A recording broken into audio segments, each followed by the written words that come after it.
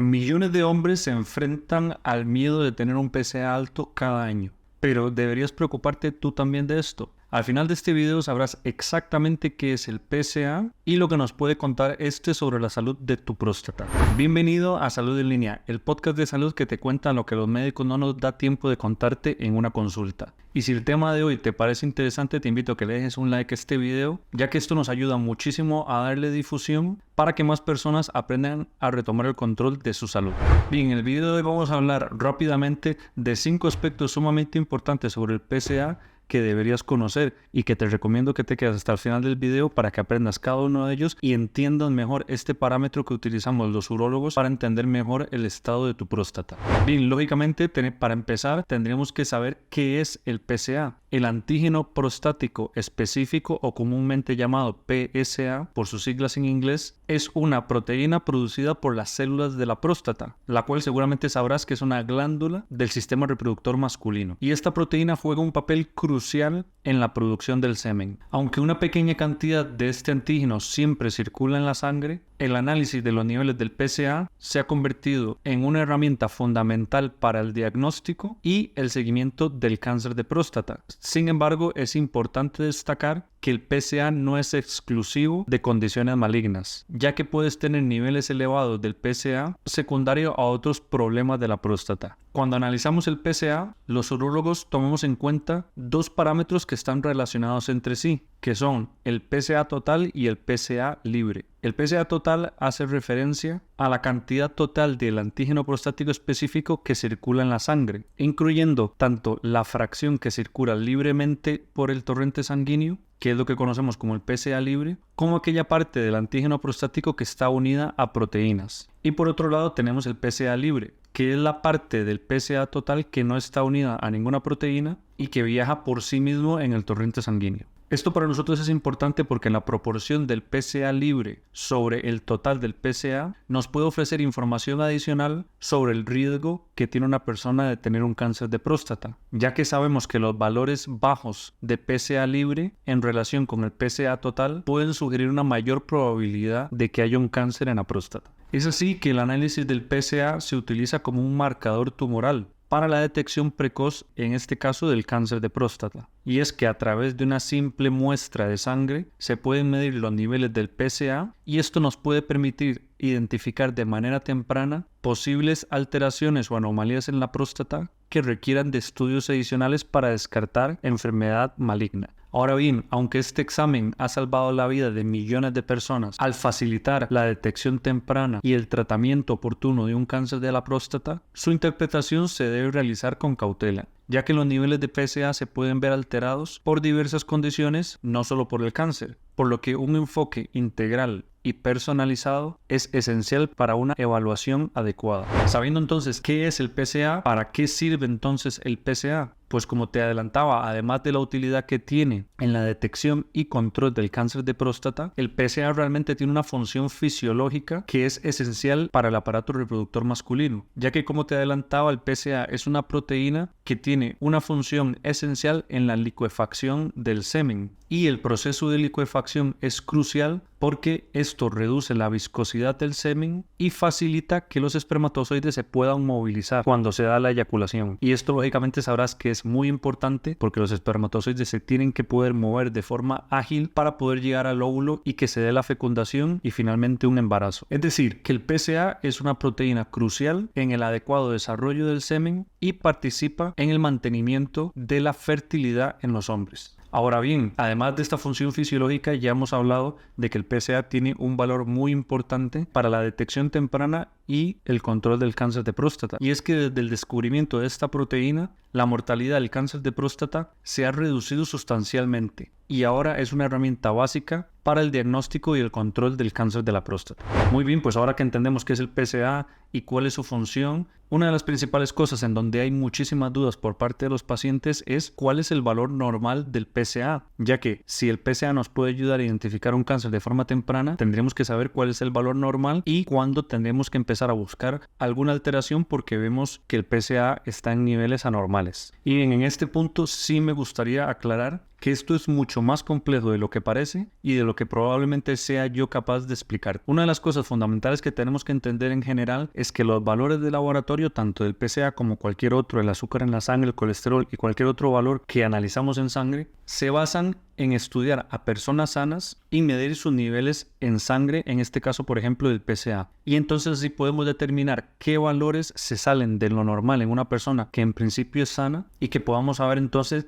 dentro de qué valores se podrían considerar que una persona que no tiene un problema en la próstata debería tener ese PSA. O sea, al final del día, ese rango que consideramos normal es aquel en el que tenemos menor probabilidad de padecer una enfermedad, en este caso, de padecer un cáncer en la próstata. Pero sabemos que habrán personas que tengan PSAs considerados normales que podrían tener un cáncer en la próstata y que no lo estamos detectando. Es por esto que de nuevo el valor del PSA se debe evaluar de una forma cautelosa y en el contexto específico de cada paciente. Dicho esto, actualmente consideramos que el PSA es normal cuando se encuentra por debajo de 4 nanogramos por mililitro. Sin embargo, como te estoy diciendo, esta cifra no es absoluta y los médicos habitualmente consideramos una variedad de otros factores que incluyen la edad del paciente para evaluar el riesgo que tiene esa persona de padecer un cáncer de próstata según el nivel de PSA que presenta. Por ejemplo, sabemos que los niveles de PSA normal pueden variar significativamente, siendo más bajos en hombres jóvenes y aumentando gradualmente con la edad. Así que podríamos decir que una persona joven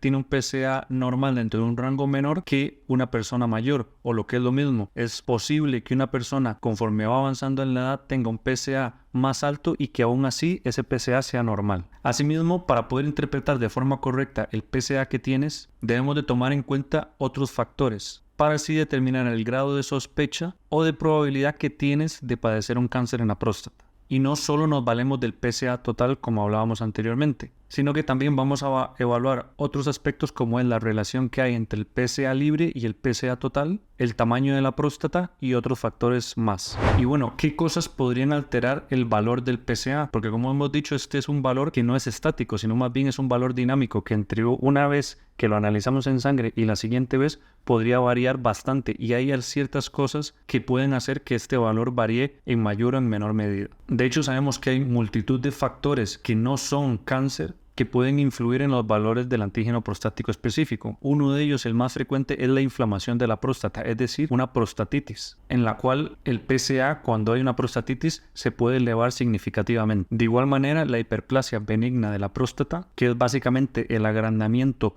no canceroso de esta glándula, también puede resultar en un aumento del PSA. Además, ya que el PSA es producido por células de la próstata, hay ciertas actividades físicas y prácticas que pueden tener un impacto significativo en los niveles del PSA. Por ejemplo, una de las más frecuentes es andar en bicicleta, montar a caballo o realizar ejercicios intensos que ejerzan presión sobre el área pélvica, ya que todos estos pueden provocar un aumento transitorio del PSA por aumento de la producción de este antígeno por parte de la próstata. Asimismo, también sabemos que las relaciones sexuales pueden elevar de forma temporal los niveles del PSA, ya que la eyaculación también estimula la próstata. Por ello es que se recomienda evitar este tipo de actividades los días antes de realizar una extracción de sangre para analizar el nivel de PSA. Y otro aspecto a considerar también son los medicamentos que tomas o ciertos procedimientos médicos a los que te hayas sometido antes de realizar este análisis. Hay algunos tratamientos que damos cuando la próstata crece, como son los inhibidores de la 5-alfa reductasa, que sabemos que pueden disminuir los niveles del PSA y enmascarar un problema que pueda haber en la próstata. Mientras que procedimientos médicos como puede ser un tacto rectal o una biopsia de la próstata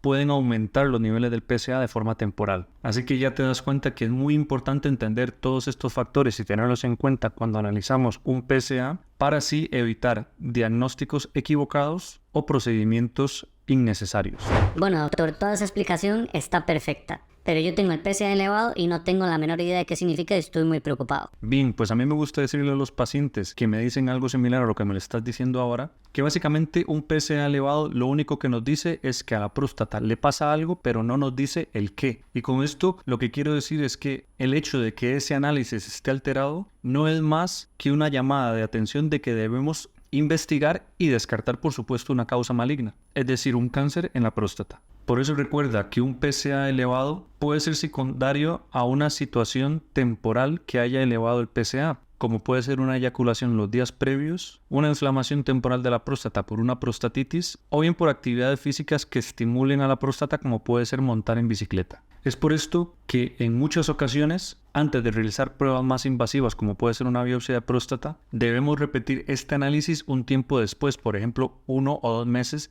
desde la última vez que se analizó, para que así podamos confirmar si efectivamente esa elevación del PSA persiste o si por el contrario ya el nivel del PSA ha vuelto a valores normales. Pero si se confirma esa elevación del PSA, debemos considerar si merece la pena hacer otras pruebas para descartar la presencia de lo que más nos preocupa, que sería un cáncer en la próstata. Una de ellas, que es una prueba que cada vez la pedimos más antes de hacer una biopsia, es la resonancia magnética multiparamétrica, que básicamente es una prueba de imagen que nos permite ver el interior de la próstata en más detalle y poder detectar lesiones en la próstata y caracterizarlas, con el objetivo de predecir, según las características que tenga esa lesión, la probabilidad que puede tener esa lesión de ser secundaria a un cáncer en la próstata y que no justifique entonces ir y tomar muestras, es decir, hacer una biopsia para poder confirmar o descartar este diagnóstico. En este video no voy a entrar en detalle sobre lo que es una biopsia de próstata, pero si te interesa que hable al respecto, déjame abajo un comentario con la palabra biopsia de próstata y así sabré que te interesa que haga un video en detalle sobre este procedimiento tan frecuente y que hacemos de forma rutinaria para poder descartar un cáncer en la próstata. Asimismo, dicho todo lo que hemos hablado hasta el momento, quiero que sepas que existen medidas que puedes tomar